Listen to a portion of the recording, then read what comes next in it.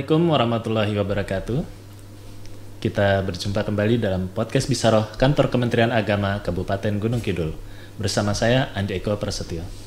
Kali ini kita akan berdiskusi tentang berbagai macam program di Pondok Pesantren Darul Quran wal Irsyad. Alhamdulillah telah hadir bersama kita salah satu pengajarnya, yaitu Ustadz Muhammad Akhyar. Assalamualaikum Ustadz. Waalaikumsalam. Gimana kabarnya hari ini? Alhamdulillah baik. Tetap semangat dan juga sehat selalu insya Allah. Alhamdulillah sehat meskipun suaranya agak berubah ini karena setiap hari konser. Wah. Iya, mulai dari pagi sampai malam konser. Saking sibuknya. Baik, sesuai dengan tema bahasan kita kali ini terkait program yang ada di Pondok Pesantren Darul Quran wal Irsyad, bisa dijelaskan kepada kami terkait visi misi dari Pondok Pesantren? Baik, secara umum Pondok Pesantren Darul Quran ini punya visi ke depan, diantaranya adalah membentuk santri-santri yang punya kapasitas global. Jadi santri-santri kita didik, kita bina agar tidak hanya berkiprah di sektor lokal saja, bisa lokal, bisa nasional, bahkan internasional. Itu harapan kami, sehingga dari semua lini santri-santri itu bisa berkiprah. Itu harapan terbesar kami. Entah itu dari sisi pendidikan, dari sisi ekonomi, dari sisi budaya, dan banyak sisi-sisi yang lain yang sebenarnya kita harapkan diisi oleh para santri. Berarti global semua. Global. Nggih, secara umum kita punya cita-cita besar. Boleh dong bermimpi. Tentu saja boleh. Kemudian apa saja program yang dilakukan untuk mencapai visi tersebut? Di antaranya yang paling sederhana terkait dengan program khususnya pendidikan, karena saya di pesantren itu fokusnya di bidang pendidikan. Jadi ada kelas takhusus. Kelas takhusus itu kelas yang berisi untuk fokus ngaji. Fokus untuk ngaji, entah itu Al-Quran maupun kitab kuning. Ada juga sekolah formal, mulai dari RA, MI, MTS, MA, SMK, semuanya ada. Namun secara garis besar semua itu kita padukan dengan kurikulum pesantren. Oh, dipadukan. Ya, harus dipadukan. Kalau enggak itu di beberapa pesantren itu kendalanya, kalau pondok punya sekolah itu kalah salah satu. Yang kalah bisa sekolahnya atau yang kalah pondoknya. Maka dari itu kita meramu, memodifikasi kurikulum sehingga ya sekolah tetap jalan untuk SIM-nya ke depan, tapi muatan pesantrennya juga harus jalan. Jadi dua-duanya jalan. Itu program-program yang kita lakukan untuk sisi pendidikan. Kemudian lebih ke dalam lagi, secara umum program unggulan kita ada dua. Yang pertama adalah tahfidz Al-Quran, yang kedua adalah kitab kuning. Untuk tahfidz Al-Quran itu rata-rata santri itu kalau putri ya 1 tahun 5 juz, santri putra itu 1 tahun 6 juz. Jadi kurang lebih 5 sampai 6 tahun itu sudah selesai untuk tahfidz Al-Quran. Karena itu menjadi salah satu syarat kenaikan bahkan kelulusan. Target utama. Iya, target utama bagi yang memilih program tahfidz. Nah, untuk yang program kitab ya ada hafalan tapi lebih ringan. Hafalan kitab-kitab dasar seperti Jurumiyah, Imriti, Alfiyah itu kita ajarkan. Dan yang alhamdulillah kita di setahun terakhir ini menemukan metode baru untuk pembelajaran kitab kuning, yaitu metode daku. Kita sebut metode daku. Ini metode pembelajaran yang kita canangkan dengan menitik beratkan dzauqul lughah namanya. Jadi baca kitab kuning tapi membedahnya tidak dengan ilmu nahwu sorofnya, tapi dengan dzauqul lughah. Dzauqul lughah itu cita rasa bahasa. Seperti anak MI itu kan bisa baca buku paket, Ya. tapi tidak tahu ini subjek, tidak tahu, Oh ya. predikat tidak tahu, objek tidak tahu. Lah kita terapkan pada kitab kuning seperti itu. Itu namanya Zauqul Lughah. Kita memperbanyak kosakata, kemudian fun learning, pembelajaran kitab kuning yang menyenangkan. Mungkin nanti bisa dilihat di channelnya Darul Quran itu ada. Kemudian juga kita sampai ke ranah mentranslate kitab kuning dengan bahasa Inggris. Oh, Iya. sudah mulai. Iya, bahkan kita pas dulu yang tahun kemarin santri baru itu tahun ajaran kemarin itu kita menerjemah Safinah dengan bahasa Inggris yang dengan metode daku itu. Dia ditanya seputar nahwu sorofnya, terjemahnya tapi menggunakan bahasa Inggris dengan bahasa Inggris. Berarti secara aktif dia juga Iya, bisa. iya. Dia tidak hanya sekedar menerjemahkan tapi juga menyampaikannya juga. Menerjemahkan, menyampaikan, ditanya nahwu sorof dengan bahasa Inggris. Karena gini, bahasa itu kan sebenarnya hubungannya tidak dengan kecerdasan, tapi kebiasaan. Iya, lah orang gila di Arab itu ngomongnya bahasa Arab. Orang Inggris di Inggris ya juga bahasa Inggris. Ranking berapapun itu peringkatnya pakainya bahasa Inggris. Karena bahasa itu kita pendekatannya adalah kebiasaan. Dibiasakan itu. Bukan kecerdasan. Titik temunya untuk membedahnya bukan dengan kecerdasan tapi dengan kebiasaan. Begitu kurang lebih secara umum lah. Kita memodifikasi kurikulum itu begini. Kok berani Pak memodifikasi kurikulum formal misalnya? Iya. Kalau motor itu keluaran pabrik ya kecepatannya ya maksimal berapa? Ya. 100, 120 lah. Tapi kalau kita modif kita bisa punya kecepatan lebih dari itu, bisa 200 km. Ya. Sama dengan pendidikan kita.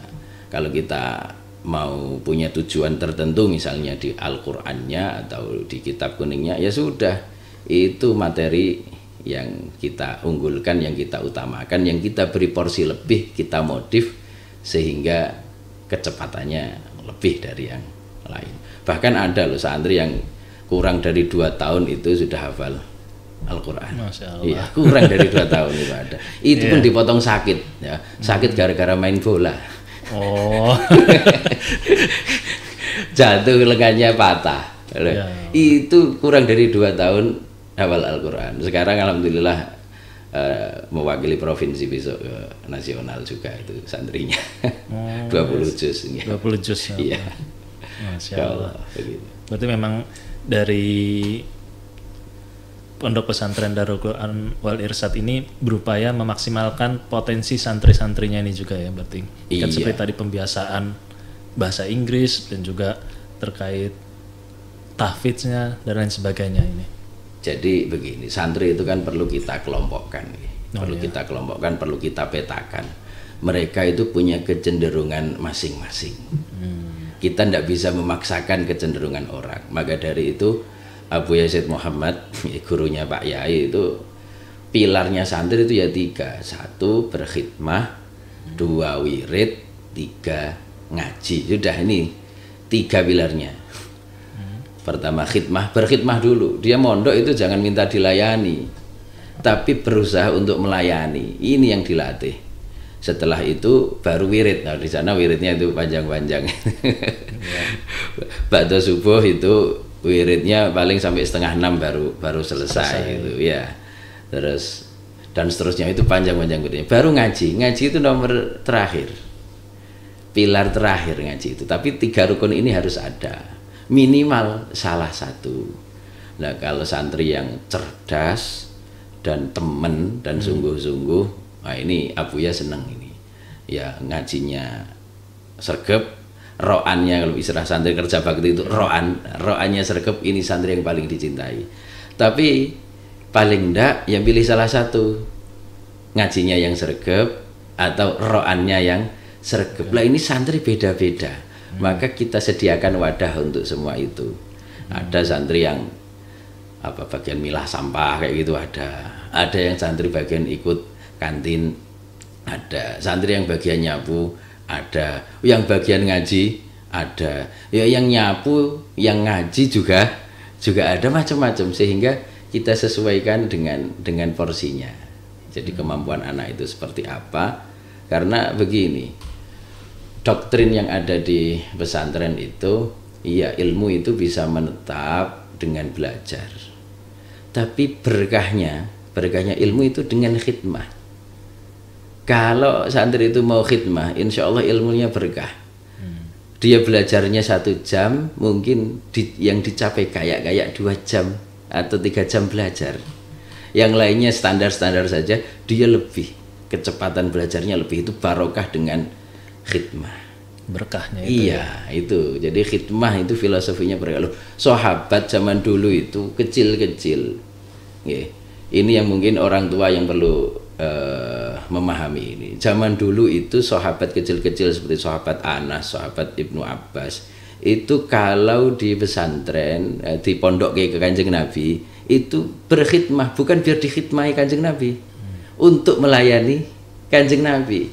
Lah kadang kita ada, mohon maaf nggih, ada paradigma yang kebalik. Ketika mondok ke santri itu biar dilayani oleh pondok. Itu secara paradigma sahabat tidak tepat. Yang tepat itu bagaimana kita berusaha berkhidmah kepada pesantren, dan sebaliknya pesantren itu berkhidmah pada umat. Jadi ada makna kesalingan. Nah itu yang membuat pesantren itu programnya apa-apanya maju gitu. Iya. Baik. Menarik ini. Bisa dijelaskan juga terkait ragam prestasi yang sudah diraih. Prestasi tingkat apa? Yang terbaru, okay. yang terbaru kemarin saya ngikuti itu yang MTQ kemarin, alhamdulillah yang tahfidz berapa juz itu ya semuanya masuk ke tingkat provinsi. Yang provinsi kemarin alhamdulillah ada 3 yang masuk ke nasional, diantaranya Musabaqah Hadis, ada MSQ, Musabaqah Syarhil Quran, yang satunya saya lupa apa itu, ada 3 seingat saya masuk ke tingkat nasional. Bahkan sebelumnya yang kemarin yang STQ tahun kemarin itu kan dari Jogja satu-satunya yang dapat juara dari Darul Quran, memorizing hadis itu, hafalan hadis 100 dengan sanad. Itu sulitnya minta ampun itu. Yang sulit itu ngapalin nama. Oh iya. Kalau nama kan sulit, itu hubungannya dengan apa? Kalau matan, kalau isi itu kan mudah. Yeah. Tahu kurang lebihnya. Tapi kalau nama kan nggak bisa itu. Mau cantolannya mana? Itu alhamdulillah kemarin juara harapan 1 yang tingkat nasional, harapan 1. Nilainya pun nyaris dengan nomor 3 mestinya bisa masuk final, itu selisihnya 0,000001. Tipis sekali. Kan itu online bisa dilihat, semuanya bisa lihat itu. Iya, terbuka penilaiannya. Terbuka. Di antara itu yang terdekat. Untuk yang umum juga pernah juara olimpiade matematika ya pernah, yang IPS juga. Oh, yang dari madrasah juga pernah ya. Yang dari madrasah. Kan kita terpadu. Ya, yang kitab juga pernah ke nasional semuanya. Mulai dari dulu 2014, sekarang saya di sini 2012 nih. 2014 itu di Jambi kalau nggak salah. Itu juga ikut MKK itu nyabet 1 tafsir Jalalain itu juara 2. Terus usul fikih warokot itu harapan berapa saya agak lupa. Dan ya banyak lah karena memang kita begini, bagi santri yang nampaknya berprestasi ini mungkin tips untuk pendidikan. Kita memang memilah antara santri yang belajarnya cepat sama yang belajarnya tidak terlalu cepat. Kita tidak mengatakan bodoh, enggak, tapi cepat sama yang tidak cepat. Lah yang cepat ini kita sendirikan. Kita beri waktu khusus. Sehingga kalau dia mungkin atau menguasai dalam satu bidang nanti akan cepat semuanya. Jadi enggak bercabang pikirannya. Fokus jadi. Fokus, iya. Jadi kelihatannya kan orang luar lihatnya, wah ini kok hebat ya juara, loh ini lagi juara lagi, ini juara lagi loh. Itu sebenarnya kumpulan dari orang-orang hebat. Ya, jadi ini kita fokuskan di sini, dibimbing, ini kita fokuskan di sini, ini difokuskan di sini. Sudah, sehingga kan orang lihatnya kan dari luar, oh kita hebat kabeh, padahal nggak semuanya kan gitu. Nggak semuanya, hanya sebagian saja. Tapi dari situlah yang orang potensinya biasa-biasa tertarik, tergerak. Yang misalnya ikut lomba itu juga dia tergerak. Faedahnya apa? Lihat orang lain itu pinter-pinter. Muncul motivasi. Iya, muncul motivasi. Dulu ketika saya ngikuti anak-anak lomba MGK nasional di Jepara itu juga gitu.